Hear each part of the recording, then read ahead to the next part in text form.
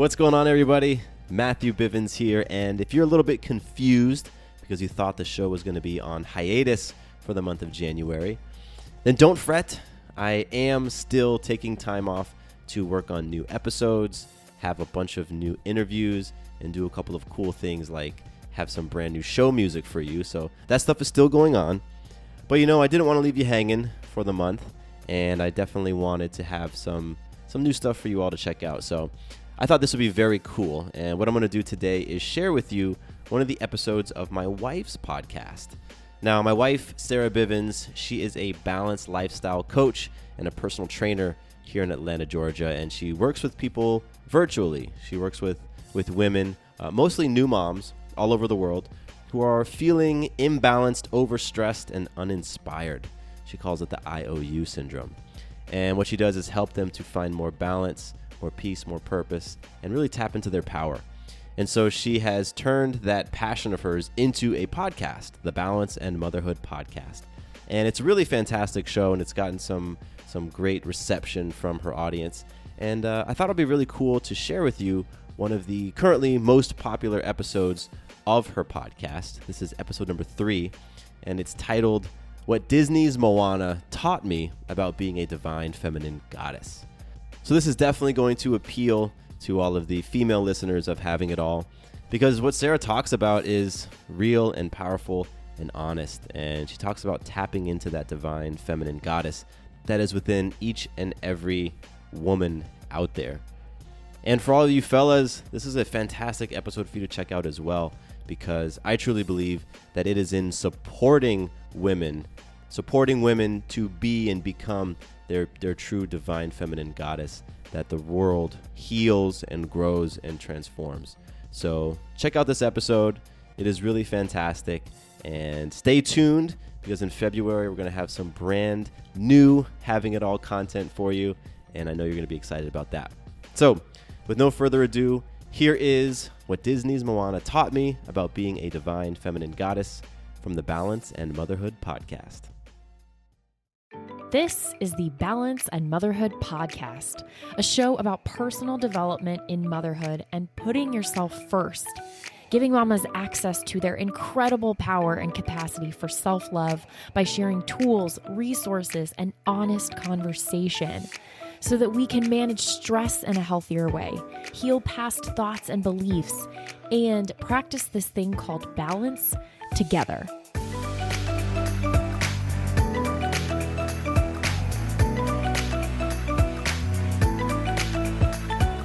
Hello, you beautiful, balanced mama, you. Sarah Bivens here. Thanks for hanging out with me on the podcast. Really appreciate you, and I hope that this is some time that you're able to take for yourself right now and create a little bit of a balanced mama moment. Maybe you're cuddled up with a cup of tea or something. Maybe baby or child is napping or out, or you're still in the thick of it. You're doing the thing you do day in and day out. You're running around or you're at work or whatever. Then let this be a little timeout for you, a little bit of time and space for you to just chillax, maybe have some reflection, time to get in touch with yourself, and have fun too. Fun. I'm all about that. What I want to talk about today is actually a Disney movie, the movie Moana. And if you are like, oh my gosh, that has already overrun my life. I wake up in the middle of the night with those songs in my head. Don't worry, I do too, all the time. I'm not going to talk about the movie itself. There's a different route I'm going to take with it. So, be patient. It's okay. I'm not just going to sing the songs for you and talk about what you're used to hearing about Moana. And for those of you who have not seen the movie, first of all, I want to know legitimately how you have been able to avoid watching this movie. It's an amazing movie, but it's everywhere and every child loves it. So if you haven't watched it, and you have plans to watch it and you are super keen on watching the film in its full integrity without knowing anything about it, then you might want to pause. But if you haven't seen it and you're still open to this conversation, I'm going to explain a little bit and give some context. So if you haven't seen it, you're not going to be missing anything necessarily by listening to this conversation, but I would hate to ruin this beloved film for anyone who has not seen it yet and then is really mad at me that I ruined parts of it for them. So getting that out of the way. Okay, so the movie Moana. First of all, I mean, it's a great movie. We can just put that aside. And, Maya loves it. And at her 14 months, she bobs along to the songs and she laughs at different parts. It's just the cutest thing ever. And the animation is amazing. But there is a part of this film that totally grips me and squeezes at the most inner part of me, and it makes me cry pretty much every single time I watch it. And it's not always an ugly cry. It has been, though, best believe. I think maybe the first time I saw it, I was just like, oh my gosh. But without fail, like a little tear, something happens to me each time I see this certain part of the film. And if you are, quick backstory, I guess, if you're a person who hasn't watched it, how do I do this? Moana is the chief's daughter of an island, and there's stuff wrong with the island. It's dying, things like that. And there's mythical creatures and stuff in this film. So, much make believe, you what is it that I want to say? Put much to disbelief. I don't even know. Honestly, mom brain is so real. But anyway, gosh, this is going to be interesting. She has to save the island. And to do that, she hooks up with Dwayne "The Rock" Johnson's character of Maui, a demigod. And they need to restore this stone, which is called the Heart of Te Fiti, to the island. Te Fiti is the mother island that had that stone heart taken from her many years prior by Maui. And so now they need to put it back so that the world can be saved, basically, and order can be put back into place. Because since that stone was taken, islands are dying. Things are a mess in the world. And when the heart was stolen, it's kind of implied that Te Fiti died, or, wherever she went. And this other monster arose called Taka. And Taka is this like lava fire monster, very scary. And that's the state of things. And so they need to return this stone to Te Fiti to reinstill peace and lusciousness of all the islands and vitality, all that great stuff. I hope I did an okay job of that. Those of you who have watched the film, I hope I did a quick little synopsis that kind of explains enough to make my point here with this scenario that I want to talk about. Okay, so you're with me, and Moana and Maui are on their way to put the heart back.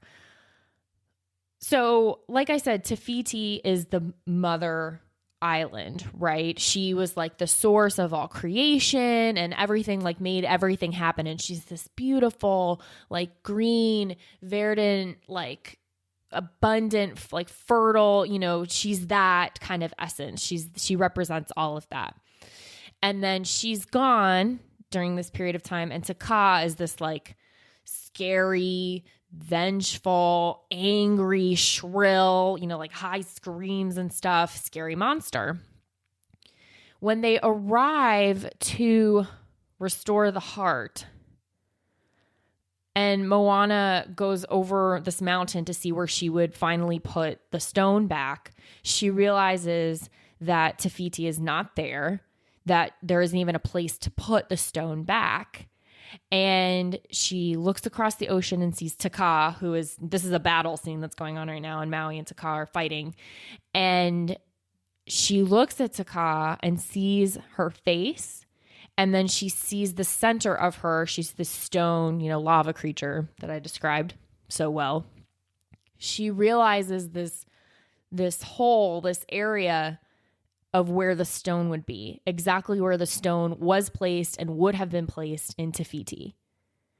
And it's this kind of like washes over you moment of, oh, they're the same person.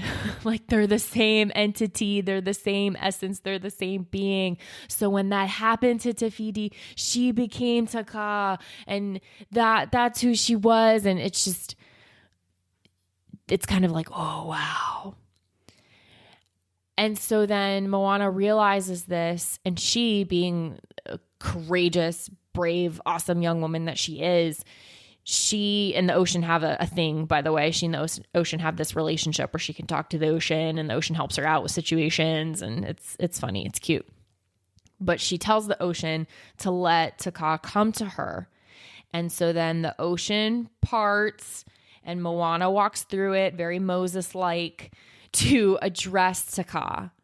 And, she's singing. There's like a melodious, beautiful song going on. And as she approaches Taka and she's singing to her, and Taka is, angry and kind of like moving fast across the ocean floor and kind of flailing about and very, frantic and just that forceful, angry, hurt energy. I just lose it. I lose it when I see that because it just all starts falling into place and it all starts coming together. And I start, oh my gosh, she's her and she has her heart taken. And so then she becomes this angry thing and Moana can recognize that. And she's not afraid of her because she knows who she is. And, as she's singing, she's like, I'm not going to sing, guys, but she's like, you know who you are, you know who you really are. And then they come together and kind of do a forehead touch thing and their eyes close. And it's just this recognition of sisterhood and that acknowledgement of, I know what you've been through and I know who you are and I'm here for you. I see the real you. And, Taka calms and goes quiet. And then Moana returns the heart to her. And then you see all the rock and the lava stuff melt away, crack away. And then Te Fiti emerges. Again, this, glorious, green flowing hair. She has trees and flowers all over her, restored to what she was. And I just think we are all Te Fiti and Taka. We are all that joint, that marriage of those two parts, those two energies, whatever you want to refer to it or look at it as women, as mothers. Think about when you're younger, before you have programming and coding that has you believe that you are somehow less than, that you should look a certain way, talk a certain way, sound a certain way. You need to be more of this or less of that. You're not capable of this. You should stay small and here, just whatever it is that we pick up or is served to us and we take on, or we take on what's going on with people around us. It's like we lose that heart, that stone, that heart of Te Fiti, like our own thing. We lose it or it's taken from us. And I am not big on victim mentality or language. Like I don't ever want to feel a victim to anything personally. I believe I'm a creator of my life experience and I make choices, and yes, things happen, but where am I in the mix of that? It just doesn't serve me to feel or to identify as a victim. And so I'm not saying that things were necessarily done to me, but I can definitely relate to feeling like I had lost something, to feeling like I was not or have not been the purest, most glorious version of myself because I've tacked on rocks and lava and fire and anger and all that stuff. And I carry that around and I'm mad at everyone and I just want to wreak havoc. And I can totally relate to that. Just feeling scorned and all of that. And then things within us like go dormant and just deep down. And that's what happened with Te Fiti and Taka. I mean, Taka, when you realize who she was Te Fiti, just way down in there, just shoved and smushed down. That we can all relate to that. And, it puts the question out there then, how do we get that stuff back? How do we restore our own stones, our own hearts, our own gems as women, as mothers, as goddesses. And that's a really cool part of this. Jump forward a few minutes in the film as it's wrapping up and Tafiti is restored to herself and she doesn't talk, but she's communicating with Moana and Maui. And Maui, being a demigod, has this magical fishhook thing that helps him shapeshift, turn into different animals and such. And it breaks in the epic battle with Taka. And Tafiti gifts him with a new fishhook in all her benevolence, despite the fact that this is the man who started all this mess by taking her heart however many years back and creating this whole debacle. But she gifts him a new hook. And Moana says so cutely and sweetly, and yet with the most truth ever, she just says to Maui, it would be rude to refuse a gift from a goddess. And I was just like, hell yeah, it would be. First of all, it would be super rude to refuse a gift from a goddess. And hell yeah, she's the goddess, because you're a goddess, I'm a goddess, we are all goddesses. And when you think about, take just that little portion, rude to refuse a gift, think about where you are giving your gifts as a goddess, as a divine female energy, and it's not being received. Either outright, people don't want it or don't take it, or it's being mishandled, mismanaged, not treated with the utmost honor and reverence that it deserves. And by your gifts, I mean your time, your energy, your love, your care, your advice, whatever. When you know that you're a goddess, like Tafiti does, because Tafiti knows what's up, guys. She knows who she is, right? That's what Moana's saying to her. You know who you are. When you know who you are that much more aware and cognizant of your gifts and how you're sharing them. Because maybe that's where the disconnect comes in. It's sharing the gifts with people who don't acknowledge them for what they are. And then enough time of doing that, heck yeah, you're going to forget who you are because you're beholden to what other people think of you or do with what you give them or whether or not they love and approve of you. So if you do that, for sure your stuff is going to go dormant and rock solid and decay and fieriness. So it's about being aware of that.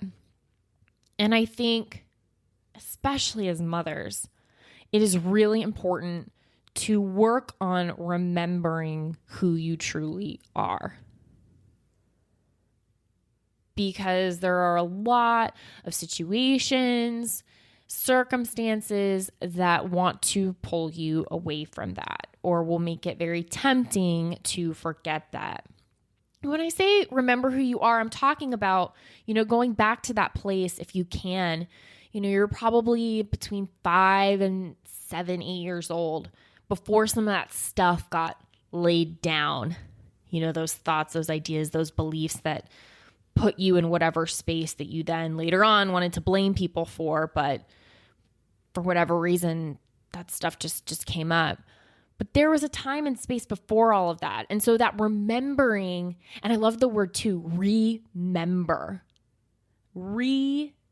And member, it's like re-assimilating and like refreshing and renewing your membership, if you will, as a goddess, as a mother, as whatever. Because we are all mother islands, right? I love that. How Tafiti was the mother island. We are all beacons of creation. And so that remembering process is about going back into the things that light you up or once lit you up, that inspire you or once inspired you, and putting people around you who are doing similar things or can support you in that. So you're like, what's something specific I can do to remember who I am or to get in touch with my Tafiti goddessness and divine Mother Earth. Well, it's going to be different for all of us. But, here are just a few ideas. You could write, journal, write what's your truth, what's coming up for you, maybe heal and clear some things from the past, maybe a process to brush off your own rocks and lava. Read empowering, awesome material, books, articles, blogs, listen to a cool podcast, wink, wink, dance, sing, whatever, to get in touch with that. I don't care if you craft, knit, if working out puts you in your goddess zone, being in the gym, being outside, taking a nice long shower. You can take all of those opportunities to get in touch with that goddessness. It can be so small. It doesn't have to be a huge, big thing. And that's what I really want to impress upon here. Like, here was this big gesture in Moana, this big epic thing of remembering and restoring. But it can be little by little. It can be moment to moment. That's why the Balance Mama moments are so huge for me, because you can string them all along to, string them together, and they create sustainable lifestyle, And if you have trouble reminding yourself, I'll remind you. Shoot, I'll remind you right now. You are a powerful Mama Jamma, first of all. You are that Mother Island. You are that source of creation. Moms out there, you made life. Hello. And goddess, coming back to that. And I see it. I truly believe it, that that's in you. What really takes it to the next level, though, is for you to believe it, for you to embody it, and for you to be it. And then everything is going to stem from that. Everything is going to flow from that. When you know who you are, you believe who you are down to your core, then you don't have to worry about your gifts being refused or mismanaged or mistreated.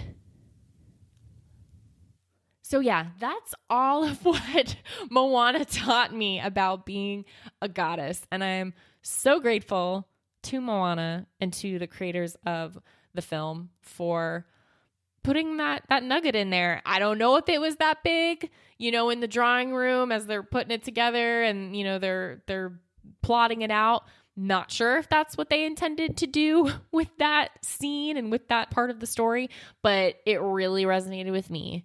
And I took it and went with it, and I went deep with it because that's just what it did for me. So I love it whenever Maya wants to watch Moana or Moana's on, even if it is a little bit of a cry. It's a great cry. Crying is cleansing and it's releasing.